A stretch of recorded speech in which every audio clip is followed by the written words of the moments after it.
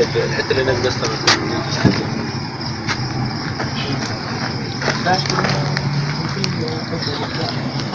يا بيه عارف يا ناصر، انا شايفها قدامي زوال القصار.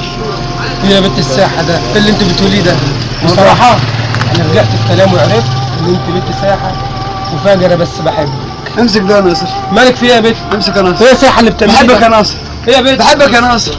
انا بحبك يا ناصر. هو كل حاجه ناصر مفيش بحبك يا درش. هو ايه ده؟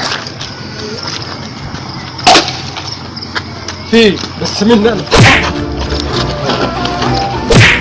اعمل فين؟